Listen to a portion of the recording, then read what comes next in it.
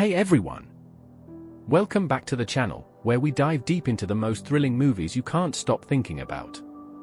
If you're new here, this is episode 2 of the series. If you haven't seen episode 1 yet, make sure to check it out, the link is in the description. The story begins in 1991, focusing on a well-off couple. The husband was diagnosed with testicular cancer and, desperate to have children, froze his sperm before starting chemotherapy. After a successful cancer treatment, they had a baby boy 2 years later.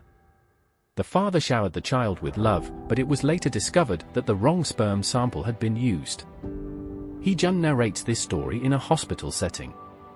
Eventually, it is revealed that this is his own story, and he is sharing it in the same clinic that made the error. He confronts the doctor, threatening to expose the mistake unless he provides information about Hee-jun's biological father. After a lot of pressure and intimidation, he finally obtains the information. Hee-jun later meets Jaemin and asks her to either pretend he has kidnapped her or go on a trip with him. Before he can explain further, Jaemin's fiancée, Eo-hyung, enters the room and discovers them together. Jaemin introduces Hee-jun as her Chingu Oppa, childhood friend, from the orphanage. Eo-hyung introduces himself to Hee-jun, revealing himself to be a jolly and funny person. As the situation escalates, Jaemin makes an excuse about Hee-jun having a meeting in Seoul and escorts him out. However, Hee-jun ends up kidnapping her and accidentally knocks her unconscious. A maid witnesses the incident. The maid later informs Jaemin's mother-in-law about the kidnapping while Eo-hyung is present. Both are left in shock.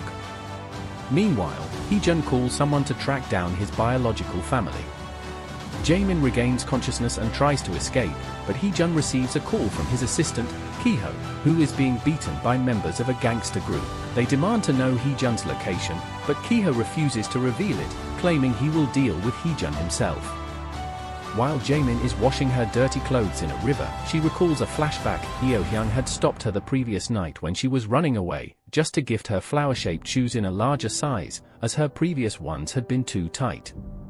Eventually, Jaemin accepts her fate and decides to accompany Hee-jun on his quest to find his biological family. Despite multiple attempts to escape, Jaemin is repeatedly caught by Hee-jun. In one town, they visit a clothing store that is empty because everyone is attending a local festival. Jaemin manages to borrow the store lady's smartphone to contact Eo-hyung. She leaves him a text and a voice message before Hee-jun catches on. Eo-hyung, having left his phone in his car earlier, eventually sees the messages. Disobeying his mother's orders, he rushes out in his car to find Jaemin. Hee-jun and Jaemin arrive at a restaurant owned by a man who Hee-jun suspects might be his biological father. After dining there, Hee-jun discreetly collects a hair sample from the old man. He then requests to stay the night at the restaurant. That night, while sharing a room, Jaemin tries to escape again, but stops when she hears Hee-jun murmuring "Don't leave" in his sleep. Moved, she holds his hand instead. Watch episode 3 for the next part.